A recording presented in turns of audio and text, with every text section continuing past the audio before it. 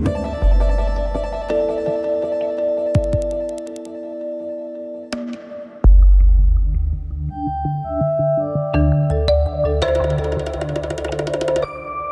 bien, lors de la dernière manifestation pour tous, plusieurs manifestants avaient prévenu que le mariage homosexuel adopté, il y aurait d'autres motifs pour descendre dans la rue et contester la politique de François Hollande. Et la réforme des allocations familiales figurait sur la première marche du podium et dans la liste de ces motifs, celle-ci pouvant finir d'achever les valeurs familiales déjà fortement menacées par le mariage pour tous. Alors, la réforme n'a pas entraîné finalement les foules hier. Elle est à moitié consensuelle. Elle ne fera surtout qu'abaisser encore le quotient familial. Enfin, elle est tout de même très critiquée par les militants de droite qui parlent d'une moindre mesure et surtout d'une augmentation supplémentaire des impôts.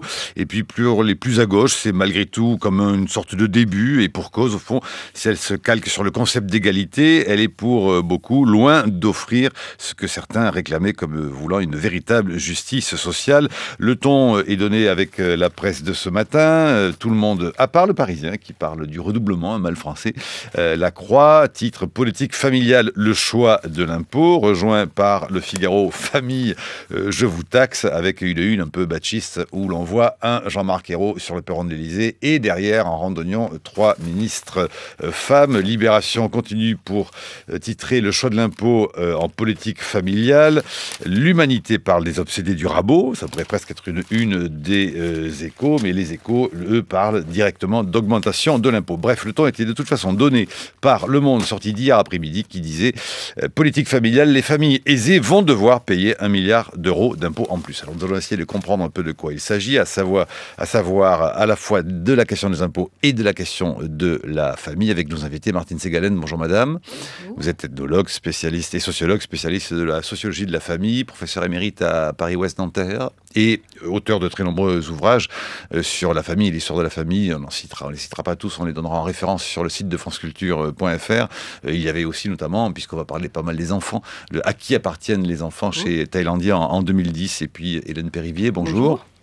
Économiste à l'OFCE, centre de recherche à l'économie de Sciences Po. Alors, peut-être une question d'abord avant de parler de chiffres même.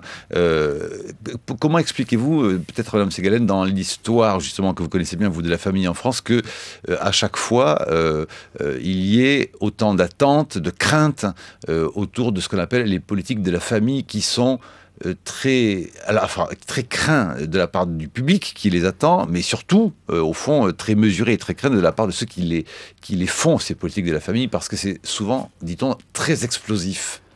C'est une très vieille histoire, le lien entre la France et sa famille ou ses familles. Je crois que ça remonte à la fin du 19e siècle, enfin, deuxième moitié du 19e siècle, quand la France s'est aperçue que alors qu'elle était la plus peuplée en Europe au moment de Napoléon, elle perdait cet avantage et elle se faisait rattraper et par l'Angleterre et surtout par l'Allemagne. Et il y a eu une politique dès le départ, je dirais, anti-malthusianiste, puisqu'il s'agissait, enfin, il y avait cette crainte de ce déficit démographique français qui s'est accentué à partir de la guerre de 1870. Il y a eu tout un développement en faveur des familles, la création de la médaille de la famille nombreuse, etc. Et depuis cette période-là, depuis les premières mesures qu'a prises Alfred Sauvy en 1939, qui sont passées à travers Vichy, qui ont été ensuite récupérées dans l'État-providence, tout ce qui touche autour de la famille et du taux, on lit beaucoup dans les journaux de taux de natalité. En fait, il s'agit du taux de fécondité, c'est-à-dire du nombre d'enfants par femme en âge de procréer. Il y a une inquiétude qui est là en permanence autour de ce taux de fécondité et c'est une inquiétude politique, la gauche et la droite s'accusant mutuellement de ne pas soutenir la famille ou de la soutenir. Et je me rappelle une époque où il y a eu un grand débat autour de l'INED à propos de la façon dont l'INED présentait le taux de fécondité et ses données, un débat entre Gérard Callot... L'INED, c'est la démographie. L'Institut national d'études démographiques, entre Gérard Callot et Hervé Lebras, et Le Monde avait titré en première page « Tempête dans un biberon ». C'est dire combien tout ce qui touche à la famille est un sujet sensible, au grand étonnement, je dois dire, des autres pays européens qui n'en font pas un tel fromage, si j'ose dire. Parce que, pour résumer d'un coup, quoi, ça veut dire que cela fait, alors grosso modo, l'historienne que vous êtes me corrigera, mais ça fait quoi, grosso modo, 150 ans, si on prend 1870, mettons, comme date, à peu près 150 ans, que les familles, quel que soit le régime politique, que la famille est habituée à être épaulée, soutenue, accompagnée par l'État. Non, les premières mesures, véritablement, c'est plutôt 1939, alors, et après l'État-providence, au moment où, d'ailleurs, mais parce qu'il y a eu cette période vraiment qui a été extrêmement inquiétante, juste avant la Deuxième Guerre mondiale, où il y avait un déficit des naissances sur les décès, et la population n'a augmenté pendant un moment que grâce à la migration, ça il faut le dire. Et donc, il y a eu ce baby-boom qui a pris place juste un peu au cours de la guerre, curieusement, et après. Et ensuite, toutes les choses ont changé, je dirais, avec la chute de la fécondité, qui a été largement liée d'ailleurs à un report de l'âge à la naissance. Alors, vous avez entendu sans doute hier les premiers commentaires après l'annonce du Premier ministre, et notamment les commentaires de l'opposition, dénonçant de fait une augmentation finalement au fond des impôts. Mais ça et là, on a entendu décidément, la gauche n'aime pas la famille. Oui, ça c'est un vieux débat et en fait, la droite à un moment aimait la famille en laissant la femme, en essayant de laisser les femmes à la maison pour qu'elles fassent plus d'enfants. Et en fait, c'est une manière d'aimer la famille, hein, vous.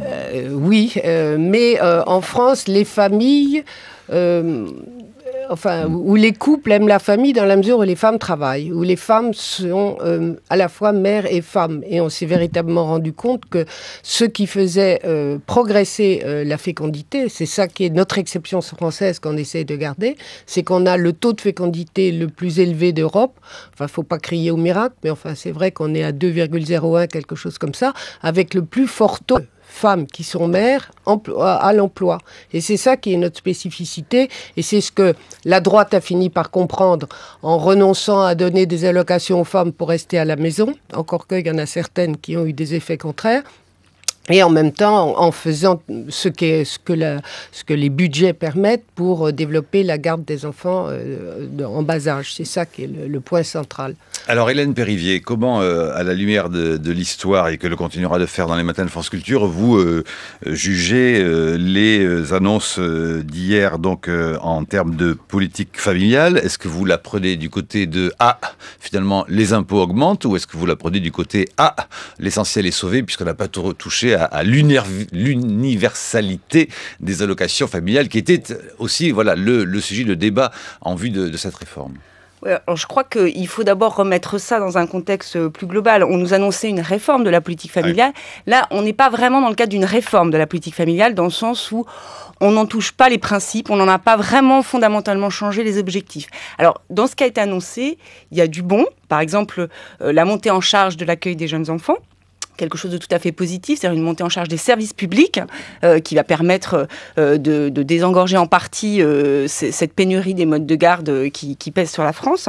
Mais décryptez-le, parce que alors, je suis pas sujet, je le reconnais bien volontiers à l'antenne, dont je suis très spécialiste. Ça veut dire quoi, la montée en charge de la... Aujourd'hui, on sait qu'en France, l'accueil des enfants de moins de 3 ans est tout à fait déficitaire. C'est-à-dire qu'on a beaucoup de mal à trouver une place en crèche. Donc, création de crèches. Voilà, alors c'est un peu plus flou que ça, parce qu'on ne sait pas exactement. Alors il y aura assistante maternelle, les crèches, c'est les mairies qui les décident. Oui, mais c'est fait en partie sous fonds publics. Si, c'est financé en partie, en grosse partie même par la CAF, donc par la branche famille. Donc c'est à la fois les collectivités locales, à la fois les parents et à la fois la CAF qui financent ces places en crèche. Donc globalement, dans l'esprit, on peut dire qu'on a une montée en charge des services publics qui peut être quelque chose de tout à fait positif. Alors ensuite, l'annonce qui a été faite sur le quotient familial, elle est assez ambiguë. Ambiguë parce que d'une certaine façon, ce qu'on demande, ce qu'on fait en termes d'arbitrage budgétaire, c'est qu'on demande aux familles avec enfants riches de payer pour les familles avec enfants pauvres. Alors, on sort un peu du périmètre qui serait la politique familiale au sens large, qui est une solidarité de l'ensemble des ménages, y compris ceux qui n'ont pas d'enfants, pour financer une politique familiale pour l'ensemble des familles avec enfants. Alors, bien sûr, quand on se place dans le cadre restreint des familles avec enfants, on a envie de dire, en période de vache maigre, autant prendre aux familles les plus riches pour redistribuer vers les familles les plus pauvres, c'est logique. Mais on aurait pu se poser une question un peu plus large, qui est la mise à contribution de l'ensemble des ménages. Et en particulier, s'agissant de l'impôt sur le revenu, on sait qu'on attribue un certain nombre de parts selon la charge et la taille de la famille. On n'a pas touché à ce fameux quotient conjugal, c'est-à-dire les 2 parts attribuées à un couple marié ou pacsé, qui, lui, ne donne pas lieu à un plafond. C'est-à-dire qu'en fait, très concrètement, aujourd'hui, on va plafonner à 1 500 € l'avantage fiscal lié à la présence d'un enfant. Au lieu de 2 000. Au lieu de 2 000, alors qu'on ne plafonne toujours pas l'avantage fiscal lié à la présence d'un conjoint. Donc et là, pourquoi, on est donc... Alors, Madame pourquoi la sociologue, pourquoi? Alors oui, c'est une question qu'on pourrait demander à l'ethnologue que vous êtes, parce qu'effectivement, c'est une question qui interroge beaucoup les économistes, parce que derrière ce quotient conjugal, il y a des sommes phénoménales. Cette imposition commune coûte, entre guillemets, donc entre... Vous trouvez qu'il n'y a pas assez d'impôts, finalement, donc il faudrait non, ce que je veux dire, c'est que si on doit sauter sur la table. Si on doit trouver des marges de manœuvre, ensuite on doit raisonner en termes d'équité fiscale, on doit regarder la taille des ménages, on doit la prendre au plus juste possible pour calculer le montant d'impôt. On sait que derrière ces 2 parts accordées aux couples mariés et pacsés, il y a des sommes qui vont de 5 à 10 milliards. Donc on n'est pas du tout sur des choses anecdotiques. Et je veux juste faire le lien avec ce qui a été dit tout à l'heure parce que c'est intéressant. Au départ, quand la politique familiale française a été conçue, l'idée c'était il faut faire en sorte que les gens fassent le plus d'enfants possible. Or, on avait en tête ce vieux modèle du couple marié qui se met en couple, qui se marie, puis qui va faire plein d'enfants. Et donc, à l'origine des enfants, il y a un couple marié. Donc, l'avantage fiscal qui est donné au couple marié vient de là, d'une certaine façon, en se disant c'est le noyau de la famille. Donc, aujourd'hui, on rabote par le haut. Maintenant qu'ils ont des enfants, ils vont pas les rendre. Évidemment, on les garde. Donc, vous pouvez raboter facilement. Par contre, cette idée du couple, elle n'a pas été déconstruite. Elle est toujours ici, elle est toujours présente. En fait, dans ces couples, pour l'instant, sans enfants, il y a un pactole, quoi, vous êtes en train de nous dire. Je dis pas qu'il y a un pactole, je dis qu'il y a une réflexion en termes de réforme fiscale qui serait une réforme profonde de l'État social, qui repenserait davantage la famille sous une forme moderne. C'est-à-dire qu'aujourd'hui, les gens, ils se marient pas forcément avant de faire des enfants. Aujourd'hui, les gens divorcent, ils vivent en concubinage, ils ont des enfants, ils se recomposent. Donc, on voit que la famille, elle est multiforme et elle est certainement pas sous ce format des années 50 qui est un mariage qui va donner lieu à 3, 4, 5 enfants dans lequel il n'y aura pas de divorce. Et la famille aujourd'hui ne correspond plus à cette réalité. On pourrait très bien penser une réforme de la politique familiale qui serait beaucoup plus respectueuse de ces aspirations qu'ont les gens à vivre ensemble. Mais vous voulez dire que ça serait une imposition par tête, en fin de compte, où il n'y aurait que l'individu qui serait visé Alors, on peut, sans aller jusque-là, bon, j'essaie de comprendre. Bien sûr, on pourrait très bien imaginer comme les pays nordiques qui ont un impôt individualisé, mais ça, ce serait véritablement une révolution fiscale. Mais dans le cadre d'une réforme fiscale ou de réforme de la politique familiale, on aurait pu penser déjà plafonner cet avantage et répartir différemment les sommes qu'on aurait... Et rappelons-le, le but, c'était au fond d'essayer de trouver les 2 milliards d'euros qu'il manque voilà. Alors, familiales, par exemple. C'est une autre raison pour laquelle il ne s'agit pas fondamentalement d'une réforme de la politique familiale, parce que l'objectif est de trouver 2 milliards. L'objectif n'est pas de réformer ni les outils, ni les buts à atteindre du point de vue de la politique familiale. Je vois que Philippe Bagnères veut intervenir. Non, très brièvement. Moi, je trouve intéressant ce qui vient d'être dit. C'est-à-dire que c'est vrai que ce quotient conjugal, c'est-à-dire le bénéfice qui est donné à des couples à la seule raison, enfin au seul motif qu'ils ont des revenus très différents. Parce qu'en fait, l'avantage d'avoir 2 parts dans un couple, il est d'autant plus important qu'il y a des différences de revenus à l'intérieur. Quand on y pense bien, ça donne une incitation à un comportement dont on ne voit pas bien pourquoi la République le trouverait vertueux. Donc je pense qu'effectivement, il y aurait eu quelque chose d'intéressant à se dire on va plafonner ça n'a pas d'impact considérable sur le nombre d'enfants et donc pas sur tous les objectifs à la fois de redistribution et de natalité qu'on a pu évoquer. Peut-être et ça rapporterait pas mal. Avoir de nouvelles personnes dans la rue pour ces raisons-là. Ah bah oui, mais en l'occurrence, vu de gauche, j'allais dire, ça aurait quand même eu du sens, au moins autant que ce qui a été fait. Alors, par ailleurs, juste pour conclure, dans les objectifs qui ont été annoncés, il y a celui de l'égalité femmes-hommes, qui est un objectif tout à fait central. Et repenser la fiscalisation du couple, c'était aussi une façon de remettre au centre cette question de l'égalité femmes-hommes. Et il y a par exemple donc, une incitation plus grande encore au congé parental pour les hommes dans le projet, dans la réforme qui est faite là. Oui, alors on pourrait revenir et détailler la mesure qui risque d'avoir peu d'effet, mais qui va dans le bon sens in fine. 8h18. minutes, c'est l'heure de la chronique de Brice Couturier. Bonjour Brice. Bonjour Marc. La famille à la cote. Elle est plébiscitée, elle s'accroche depuis longtemps en tête des institutions dans lesquelles les Français estiment qu'ils peuvent avoir confiance, avec 88% des sondés qui s'y déclarent très attachés. La droite conservatrice aurait dû comprendre que le ralliement du monde homosexuel était une nouvelle victoire pour cette institution. Mais la famille, c'est aussi l'une des branches de notre politique sociale. Nous lui consacrons entre 3 et 5% du PIB, selon Julien Damon. 3% si l'on ne considère que les prestations famille et maternité. 5% si l'on rajoute l'effort en faveur du logement des familles, les réductions d'impôts et les avantages retraite consentis aux personnes ayant élevé des enfants. En outre, la France est l'un des rares pays d'Europe, avec la Belgique, à avoir osé une politique résolument nataliste. Et cette politique, elle a été couronnée de succès avec 822 000 naissances par an environ, c'était les chiffres de 2011. La France est en tête de l'Union européenne, loin devant l'Allemagne, et ses 662 000 bébés, mais talonnés par la Grande-Bretagne et ses 807 000 nouveaux Grands-Bretons. Alors les politiques qui réussissent ne sont pas si nombreuses dans notre cher et vieux pays. Quelle urgence y avait-il à s'attaquer à celles qui encouragent les Français à élever des enfants ? À préparer aussi la relève des générations. C'est le prélude à une grande et nécessaire réforme sociale, suggère le gouvernement, sans doute, mais voyons les chiffres. Primo, la branche famille est-elle déficitaire ? Réponse non. Le déficit avancé de 2,5 milliards d'euros est bien faible en regard de celui des autres branches et il est dû en outre à une ponction difficilement justifiable. 4,4 milliards d'euros, c'est le montant que verse la Caisse nationale des allocations familiales à certains retraités ayant élevé des enfants, en particulier aux bénéficiaires de régimes spéciaux de retraite, dossier politiquement sensible. De yeux, la réforme est-elle juste ? Voilà ce qu'en dit Henri Sterdignac de l'OFCE dans un débat sur le site Atlantico, je le cite. Les allocations familiales n'ont pas augmenté en pouvoir d'achat depuis 1984. Elles ont donc baissé par rapport aux salaires qui sont la base des cotisations. Nous n'avons pas été trop généreux avec les enfants, c'est plutôt l'inverse. Fin de citation. Et de rappeler les ponctions subies en faveur de certains retraités. Euphémisme sterdignacien, je le cite à nouveau, ce n'est pas forcément une bonne chose qu'un couple de 35 ans et ses 3 enfants ait un niveau de vie inférieur à celui d'un couple de 55 ans qui n'en a plus à charge.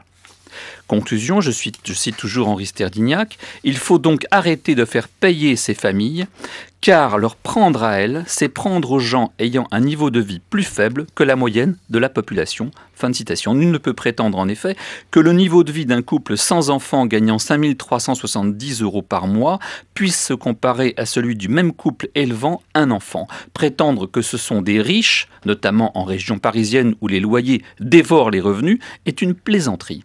En outre, les vrais riches ne sont en rien concernés par le nouveau plafonnement du quotient familial à 1 500 € par demi-part, puisqu'il subsistait déjà un plafonnement à 2 000 €. Contrairement à ce qui nous est affirmé, ce sont donc bien les classes moyennes qui vont trinquer une fois de plus. D'autant que les couples sans enfants, même très riches, eux, ne sont pas concernés par cette hausse d'impôt d'1,3 milliard. Et que la suppression de réduction d'impôts pour frais de scolarité frappera toutes les familles imposables ayant un enfant dans le secondaire, riche ou pas. Tertio, était-il politiquement judicieux de commencer une vaste campagne de réforme de nos systèmes de protection sociale par un impôt supplémentaire sur les familles ? Le ressort de la consommation est détendu. Pourquoi amputer un pouvoir d'achat qui, pour la première fois depuis des décennies, recule en France ? Bien sûr, comme dit encore Sterdignac, vous allez me dire que je le cite tout le temps, mais il est très bon analyste, les enfants ne votent pas et il y a donc une sorte de lâcheté électorale, un manque de courage à s'attaquer aux familles nombreuses en augmentant leurs impôts. Surtout lorsqu'on vient de jurer ces grands dieux que l'on allait cesser d'imaginer de nouveaux prélèvements obligatoires pour s'attaquer enfin aux dépenses des administrations publiques qui sont la vraie cause du mal français. Mais on a sans doute jugé que les ménages, ignorant à quel prélèvement ils échappaient en raison de leur participation au renouvellement des générations, ne s'apercevraient de rien. Pourquoi tant de maladresse, de déclarations contradictoires entre ministres, que l'on songe à la question des auto-entrepreneurs ? S'agit-il d'impréparation ou de manque d'autorité ? Certes, de primaire en primaire, l'opposition se déconsidère, mais est-ce une bonne raison pour que la majorité offre le spectacle d'une telle insuffisance ? La chronique de Brice Couturier sur franceculture.fr. Je vois que nos invités veulent réagir tout de suite. Qui veut commencer? Martine Ségalen, Hélène Périvier? Hélène, moi, je connais très bien les propos de mon Oui. collègue Henri Stardignac, même si je ne suis pas toujours d'accord avec ses positions. Moi, je pense qu'une réforme de la politique familiale est nécessaire, mais simplement, c'est probablement pas le bon moment, parce qu'on est dans une période où on cherche à faire des économies.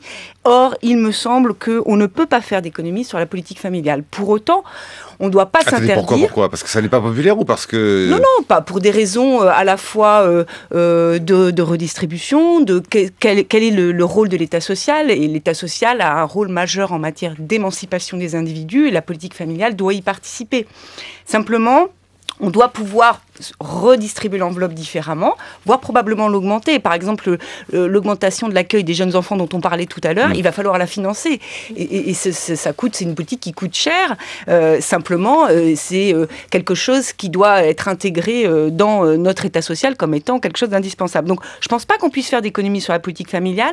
Pour autant, il ne faut pas non plus rester dans un conservatisme qui consisterait à dire tout est très bien tel que cela fonctionne. Bon, il y a beaucoup de choses vous entendez à bien revoir. ça, Brice Couturier. Il y a C'est beaucoup pas de mon choses. genre. Non, mais il y a beaucoup de choses à revoir dans la distribution de cette enveloppe. Certainement, les attributs natalistes de la politique familiale doivent être revus. On sait que l'avantage au troisième enfant est très important. On pourrait le redistribuer différemment. Donc, il y a beaucoup de choses à faire, mais probablement que ce qui a été proposé n'est pas la bonne solution. Oui, mais Martine Ségalen. c'était effectivement peut-être pas le moment, après les foules qui ont envahi les rues parlant à propos du mariage pour tous, d'attaquer ce problème-là, effectivement de l'attraper à travers la fiscalité, parce que le rôle de l'État depuis 1945, c'est effectivement de protéger la natalité. C'est quand même, avant tout, finalement, le rôle d'un État, c'est d'assurer sa propre reproduction à travers sa population.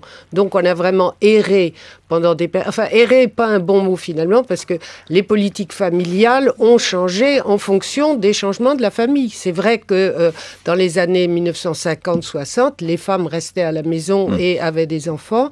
Et puis, sur ce...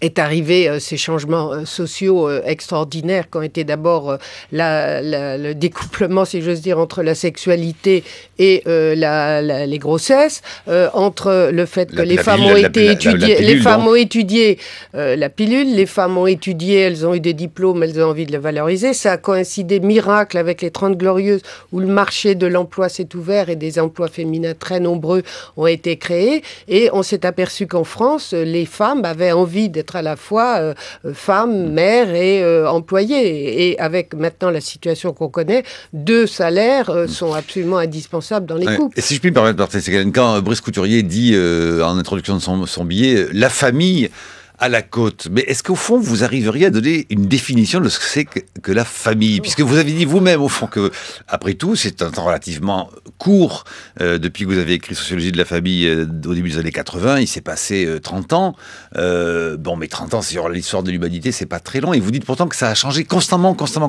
Donc, vous pourriez me donner une définition de la famille là? Sûrement c'est pas. Le quiz, c'est le quiz du matin. Sûrement pas. Il faut admettre que c'est une institution extraordinaire car elle existe sous toutes les formes, dans tous les temps, à travers les cultures, et la société y met à chaque fois des choses très différentes. Et elle n'a pas toujours eu la cote. Il y a quand même eu des périodes où c'était famille, je vouais, la famille bourgeoise, rappelons-nous quand même 1968, le carcan, etc. Il y a eu aussi des travaux qui sont sortis dans les années 1950 où on disait que c'était le style de famille allemande qu'avait produit le nazisme, qui castrait les enfants, etc. Donc, la famille est apparue à un moment comme un bastion contre la société. C'est ce qu'on disait dans ces années heureuses d'autrefois qui s'appelaient métro, boulot, dodo, où on disait on rentre chez soi, on est enfin dans un univers privé. Donc, de définition, certainement pas. Mais c'est vrai qu'elle a la cote depuis, à mon avis, que les femmes, justement, peuvent sortir de la famille. Et le mariage pour tous va encore changer beaucoup de choses selon vous? Ou n'entérine qu'un changement qui est déjà intervenu? Bon, alors, je dirais que Françoise Héritier a dit ça très bien sur une autre antenne l'autre jour, c'est que avec le mariage, c'est pas ça qui va changer quelque chose, c'est l'adoption et le fait qu'à l'état civil, l'État inscrive un enfant avec 2 pères ou 2 mères. Là, il y a quelque chose de l'ordre de la rupture, parce que dans aucune société, quel que soit le style la société patrilinéaire ou matrilinéaire qu'on connaît dans d'autres cultures, il n'y en a aucune qui ne donne pas une filiation doublement sexuée aux enfants. Et donc là, il y a quelque chose, et je crois que c'est là-dessus en fait que les gens ont à choper, mais sinon, chacun continuera de se marier ou pas de se marier, de divorcer ou pas, et ça n'y changera rien. Alors, pour revenir sur notre sujet de la réforme, et pour ne pas citer qu'Henri Stardignac, je vous propose d'écouter Brice, Hélène Périvier et Françoise Périvier, et Martine Ségalen, pardon. Je vous propose d'écouter, évidemment, d'abord peut-être le patron de l'UNAF, François Fondard, président de l'Union nationale des associations familiales, qui lui fait part donc de son relatif soulagement après l'annonce de Jean-Marc Ayrault de ne pas avoir recours à la modulation des allocations familiales. Il est au micro, François Fondard, de Salomé Viau. Pour l'UNAF, c'est un moindre mal dans la mesure où on était inquiet si la modulation des allocations familiales avait été choisie. Cela remettait en cause le principe fondateur de la politique familiale qui est l'universalité des allocations familiales. Alors l'universalité des allocations familiales, c'est que toutes les familles avec enfants à charge touchent les allocations familiales à partir de 2 enfants et plus, et de prendre la mesure concernant la modulation des allocations familiales et de réduire les allocations familiales aux familles les plus aisées, on considérait que c'était injuste. Injuste parce que vous aviez uniquement les familles de 2 enfants et plus qui étaient touchées par cette mesure, alors que le quotient familial, ce sont l'ensemble des familles avec enfants à charge, dès le premier, qui seront mis à contribution pour réduire le déficit de la branche famille. Alors, ceci étant, pour nous, c'est un moindre mal, parce que c'est vrai que ces familles aisées vont supporter à elles seules le déficit de la branche famille, et j'espère que cela permettra de pérenniser la politique familiale dans notre pays, et qu'il n'y aura pas besoin de reprendre à nouveau des mesures de réduction des allocations pour arriver à cet équilibre. Un autre point de vue, celui de Jean-Marie Haribé, qui est ancien professeur d'économie à l'Université de Bordeaux et membre du conseil scientifique d'Attaque. Pour lui, bien que cette réforme soit considérable, il dénonce au micro de Salomé Viau l'injustice du principe même de quotient familial. Donc effectivement, c'est une moins mauvaise solution. Mais il faut ajouter de suite que la technique du quotient familial est profondément injuste, parce que comme le taux d'imposition est progressif, le fait d'appliquer le barème sur le quotient et non sur le revenu global permet d'obtenir une réduction d'impôt qui est d'autant plus forte que le revenu est élevé et que le nombre de parts augmente. Et donc la technique du quotient familial opère une redistribution à l'envers. C'est-à-dire que non seulement il n'y a pas de redistribution des plus hauts revenus vers les plus faibles, mais au contraire, il y a une redistribution dans le sens inverse. Et si on ajoute à cela qu'il y a une petite moitié des foyers qui ne paient pas d'impôt sur le revenu, ils ne peuvent bénéficier de cet abattement qui avantage les plus hauts revenus. Donc évidemment, le fait de rabaisser un petit peu le plafond atténue cet effet anti-redistributif, mais ne le gomme pas totalement. Voilà, Jean-Marie Haribé du conseil scientifique d'Attaque. Martine Ségalen ? Oui, moi je voudrais réagir face à tous ces commentaires techniques sur cette mesure, parce qu'il me semble que ce qu'on appelle les politiques familiales, c'est beaucoup plus large que des allocations qu'on augmente ou qu'on réduit. Il faut voir tout ce qui, au fil des années, droite comme gauche finalement confondues, ont mis en place une fois qu'ils ont compris que les femmes avaient envie de travailler tout en étant des bonnes mères. Et quand on parlait tout à l'heure de l'Allemagne, il y a une adéquation entre l'idée qu'en Allemagne, une femme qui travaille est une mauvaise mère, alors que c'est pas le cas en France. Et du coup, le débat est très présent en ce moment en Allemagne sur cette question-là. On a reproché même à Angela Merkel de jouer ce jeu-là sur les fameuses mauvaises mères. Oui, les Ravenmutter, la mère Corbeau. Alors qu'en France, et tout va dans ce sens-là. Donc, ces mesures, c'est pas à moi d'en juger. Je suis pas une technicienne, mais je veux dire que les congés paternité, les réflexions au sein des entreprises. Tout, en fait, converge pour faciliter ou pas la naissance des enfants, leur prise en charge, etc. Donc, je crois qu'il ne faudrait pas réduire notre réflexion à simplement ces mesures techniques, qu'on soit soulagé ou qu'on ne soit pas content qu'elles aient été prises. Brice Couturier. Il y a la politique familiale, elle ressort de ce qu'on appelle la solidarité verticale, c'est-à-dire la solidarité entre familles ayant des enfants et familles qui n'en ont pas. Et il me semble que ce gouvernement mélange cette solidarité verticale qu'il a l'air d'ignorer avec la solidarité horizontale qui permet aux familles... C'est le contraire, pardon. Oui, c'est le contraire. La solidarité verticale qui permet aux familles riches de financer les revenus des familles pauvres. Or, là, on voit bien que ceux qui sont mis à contribution, ce sont les familles, soi-disant aisées, parce qu'encore une fois, à 5 300 € à deux pour élever un enfant dans la région parisienne, il est difficile de placer ces gens parmi les riches. Mais on voit bien que la solidarité, elle va s'exercer à l'intérieur des familles et non pas entre familles enfin entre familles ayant des enfants et familles n'en ayant pas ou personnes n'ayant pas d'enfants. Or, est-ce qu'il n'y a pas là une rupture profonde d'un principe républicain qui était qu'effectivement ceux qui n'ont pas d'enfants doivent payer pour ceux qui en font? Et ça, c'était un peu ce qu'on disait déjà en première partie, Hélène Périvier. Oui, la définition d'une politique familiale, c'est assez large. C'est cette idée que l'ensemble des ménages doivent financer cette politique familiale qui est dirigée vers les enfants. Maintenant, je pense que la façon dont on alloue cette enveloppe peut changer. Encore une fois, on peut revoir ce principe d'équité horizontale. On peut s'adosser dessus. On peut aussi le remettre en cause. Il ne faut pas rester sur des dogmes. Mais là, on va faire payer les familles pour les retraités. Écoutez, soyons clairs. C'est une politique qui vise à faire payer les familles pour les retraités, puisque le fameux déficit de la branche famille, en fait, c'est un déficit de la branche retraite.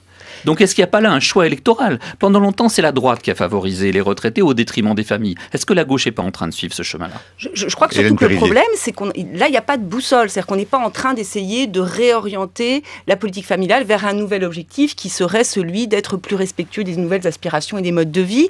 Parce que si tel était le cas, on aurait remis sur la table l'ensemble, par exemple, du système d'impôt dont on a parlé tout à l'heure, en partant des couples, puis en allant vers les enfants.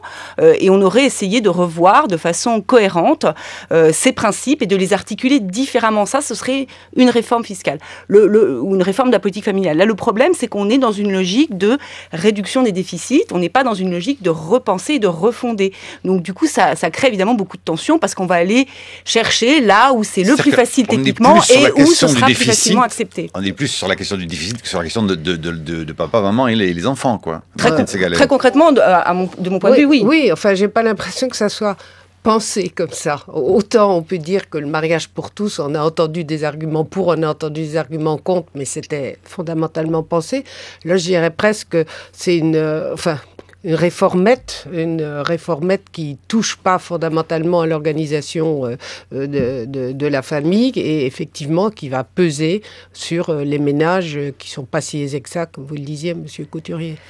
Hélène Périvier. Oui, juste, il faut quand même moduler. Il s'agit bien quand même de prendre aux familles avec enfants aisés pour redistribuer vers les familles avec enfants modestes. Il ne faut pas non plus noircir le tableau. Par contre, on ne met pas... Qui de fait vont voir leur impôt augmenter tout de même. Oui, mais à mon sens, le vrai problème, c'est surtout qu'on ne met pas à contribution l'ensemble des ménages âgés. Là, je rejoindrai ce que disait Brice Couturier, c'est-à-dire qu'en fait, en politique publique, on a un objectif, un outil pour atteindre cet objectif. On ne peut pas demander à un outil d'atteindre à la fois une question d'équité horizontale et à la fois une question d'équité verticale. Donc, si on souhaite faire payer les ménages les plus aisés, alors c'est l'ensemble des ménages mis à contribution. Bon, mais est-ce que le secret de ce débat n'est pas dans le fait que finalement François Hollande et le Premier ministre ont reculé sur une idée de départ qui était peut-être de toucher à ce qu'on appelle cette fameuse universalité des allocations.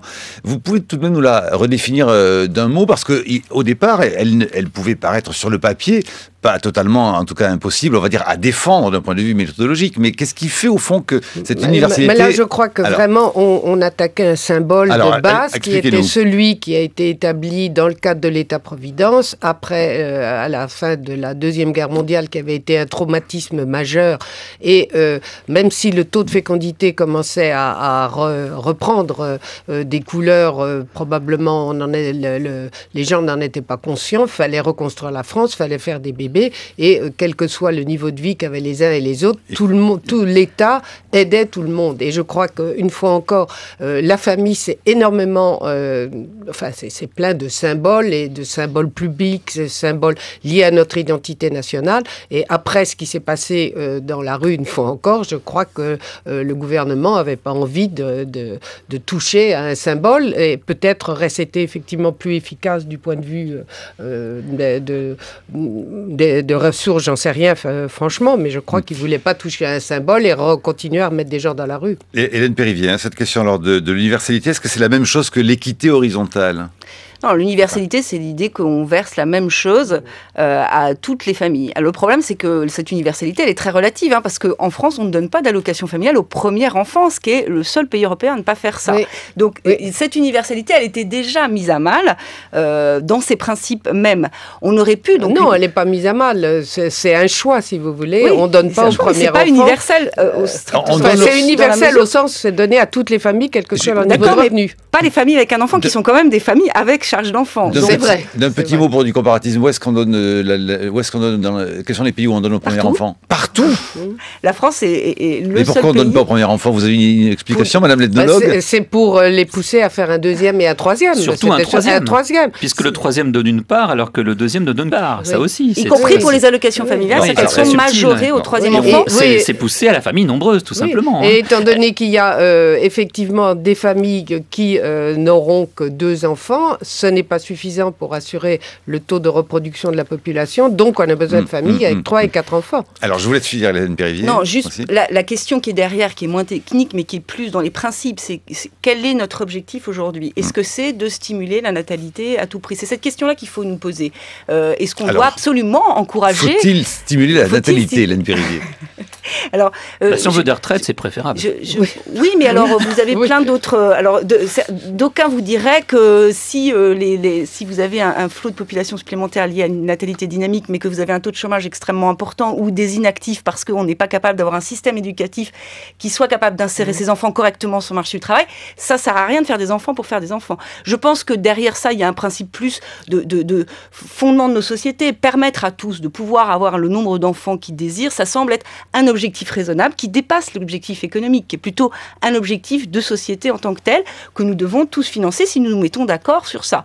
Maintenant, est-ce qu'on doit à chaque fois au troisième enfant encourager coûte que coûte les familles nombreuses ? Je pense que c'est un objectif daté aujourd'hui et qu'on doit être beaucoup plus dans l'accompagnement des familles. Brice. Je voudrais mettre ça dans une perspective historique, cette histoire de la politique familiale. Il faut bien se souvenir qu'elle résulte en partie, cette politique familiale, c'est une des rares qui ne soit pas née avec la libération en réalité, qui a commencé avant dans les années 30. C'était une politique paternaliste menée par les entreprises pour pousser les femmes à ne pas partir quand elles avaient un enfant. Or, pourquoi il y a eu cette politique nataliste ? Parce qu'il y a eu une prise de conscience dans les années 30 que face à l'Allemagne qui faisait énormément de bébés et qui nous menaçait, il fallait absolument que la France ait des gros bataillons elle aussi. Et on a vu en juin 40 le traumatisme extraordinaire qu'a été de voir cette énorme avancée d'une Allemagne jeune, en bonne santé, face à une France qui était vieillissante. Bon, on a donc fait une politique familiale et on a fait une politique nataliste. Il faut bien voir qu'en Europe, nous sommes assez rares à avoir osé une politique nataliste. Pensez qu'en Espagne, au Portugal, en Allemagne, en Italie, le mot même est connoté comme fascisant. L'idée d'une politique qui pousse à faire des bébés, c'est considéré, étant donné le passé de ces pays qui ont effectivement subi des régimes fascistes ou fascisants, c'est très très mal vu dans ces pays de dire il faut pousser les gens à avoir des familles nombreuses. Nous avons choisi très précisément de favoriser les familles nombreuses. Je le disais, les 2 premiers enfants ne donnent droit qu'à une demi-part au niveau du quotient familial, alors que le 3e enfant, très significativement, donne droit à une part entière. Il s'agit donc d'une politique nataliste et elle est particulière. Alors, quand on dit qu'on va défendre l'exceptionnalité française, voilà une exceptionnalité qui était plutôt positive. Pourquoi s'attaquer à elle ? Je pense pas qu'on pense pas qu'on soit dans s'attaquer. Je pense qu'on ne doit pas s'interdire de remettre sur la table des principes, renégocier des objectifs, dire que on peut revoir un certain nombre des fondements de la politique familiale. Moi, ça me semble plutôt raisonnable. Il y a aussi quand même des dysfonctionnements. On voit que les familles avec un enfant sont très peu aidées. On voit quand même qu'on a cette fameuse courbe en U qui fait que on aide massivement les familles modestes, plutôt massivement via le quotient familial les familles aisées. Puis qu'au milieu, on n'est pas moins redistributif. positif. Donc là, on voit qu'il y a quand même des choses qu'il nous faudrait réformer. On voit que on l'a dit tout à l'heure, la prise en compte du couple marié ou pacsé, on a un avantage qui est accordé, qui est daté encore une fois, donc qu'il nous faudrait revoir, sur lequel il faudrait revenir. Donc on voit qu'il y a quand même un certain nombre d'éléments sur lesquels on pourrait réfléchir à nouveau. Et moi, je réinsisterai sur sur quoi qu'on a évoqué très brièvement, c'est ce manque de place. Parce que il faut penser aussi qu'il y a un très fort désir individuel des femmes notamment, et des hommes aussi, on le voit à travers le mariage homosexuel, à avoir des enfants. Donc dans la mesure où maintenant la famille s'individualise, il y a ce droit à l'enfant, pour le meilleur ou pour le pire, qui se développe, et en tout cas qui passe à travers la nécessité de structures qui soient suffisantes pour accueillir les enfants. Et quand on voit autour de nous toutes ces jeunes mères qui se battent pour avoir une place à la crèche dès qu'elles savent qu'elles sont enceintes, c'est quand même assez frappant. Donc il me semble que ça, ce sont des éléments de la réflexion des politiques familiales.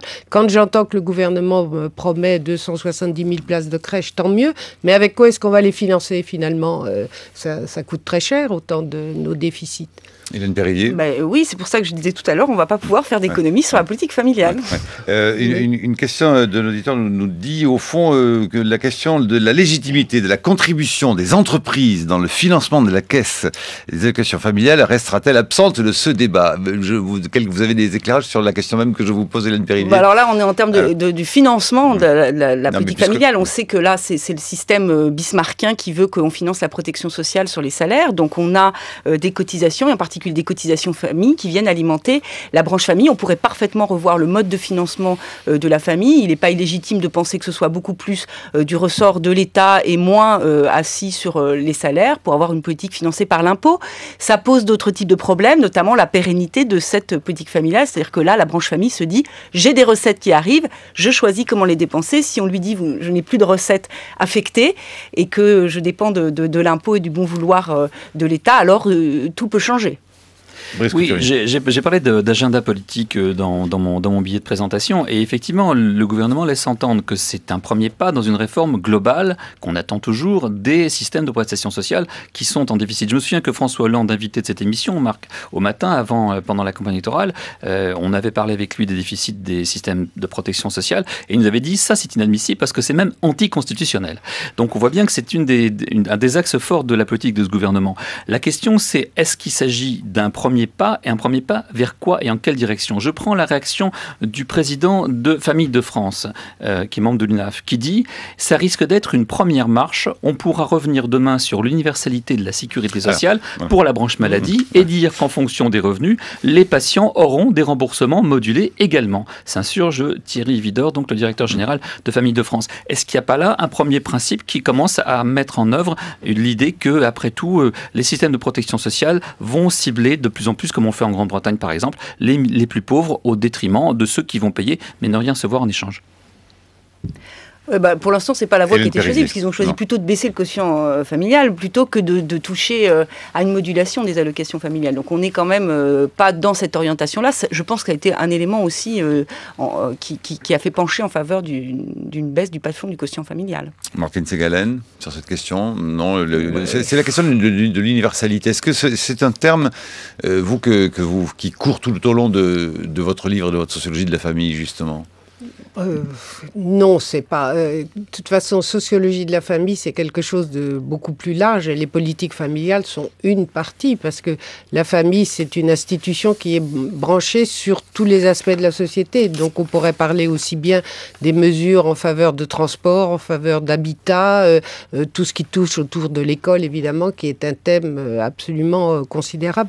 Ce que j'observe, c'est en ayant fait ce livre au fil des années, c'est par exemple comment les positions féministes ont fait bouger la famille de façon considérable. Alors, j'ai eu le plaisir de travailler il y a très longtemps avec Christine Delphi, au moment où elle lançait ses premières bombes, qui étaient d'abord de dire que le travail domestique devait rentrer dans la comptabilité nationale, où elle avait fait des calculs à la suite de sociologues américains disant que on devrait comptabiliser, par exemple, le lavage des chemises ou la cuisine. Dans le PIB.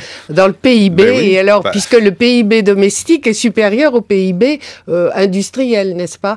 Et je voudrais dire qu'au fil du temps, la façon dont les féministes ont mis les pieds dans le plat, ça a complètement désenclavé la question familiale, et qui était uniquement accrochée aux questions des politiques familiales et de la fabrication des enfants, mais montrer que c'était un lieu du privé, comme elle disait, qui était éminemment politique, et qui amenait les gouvernements à réfléchir autrement avec les femmes qui se sont mises à travailler. Bon, allez, je vais vous faire sourire, peut-être, vous la connaissez vraisemblablement par cœur, cette archive.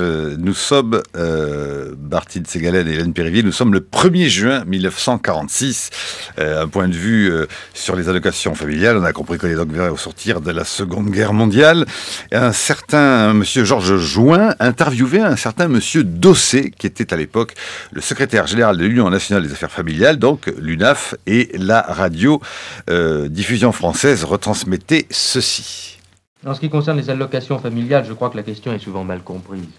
En effet, on prend toujours l'exemple du père de famille ivrogne et qui fait des quantités de gosses, car on arrive à penser qu'au bout du 6e enfant, les allocations familiales payent. On dit le 6e paye.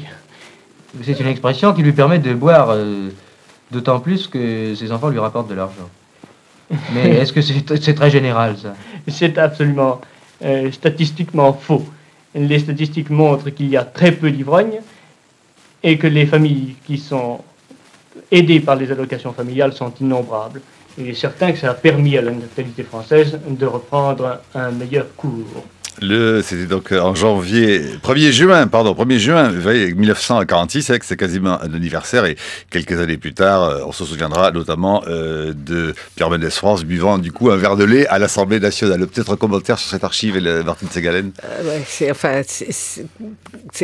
Toute cette situation mentale, morale, symbolique a tellement changé. La famille, à l'époque, elle se portait très très bien, entre guillemets, en termes démographiques, disons. Et les sociologues de l'époque étaient déjà inquiets parce que tout d'un coup, alors la thématique, c'est qu'elle allait perdre ses fonctions. À quoi allait-elle servir, puisqu'il y avait l'État-providence qui était mis en place. Et c'est assez extraordinaire de voir maintenant comment la famille fonctionne grâce au soutien de l'État-providence, qu'elle n'a pas du tout perdu ses fonctions, mais qu'on lui demande toujours plus en termes de soutien pour les enfants, soutien moral, etc. Et de voir ce décalage et cette transformation qui s'est passée entre ces années. Et ce que je dirais, qui est universel, c'est que la famille est toujours un sujet d'inquiétude publique. Et ça prend des formes différentes. Alors là, c'était les ivrognes qui faisaient beaucoup d'enfants pour avoir des allocations familiales. Le 6e paye. Le 6e paye, oui. Mais ça témoigne en tout cas d'une inquiétude en permanence et d'un soupçon aussi sur ces allocations familiales. Maintenant, on pourrait penser qu'il y a des caricatures du même genre à propos de familles immigrées. Alors, c'est plus des ivrognes cette fois-ci, mais ce sont des familles immigrées qui font des enfants. Ils font beaucoup d'enfants pour avoir les allocations. Pour avoir les allocations familiales. Et c'est autour de cette vision de ce qu'est la famille nombreuse qui a été tellement caricaturée d'ailleurs avec la mère qui est complètement...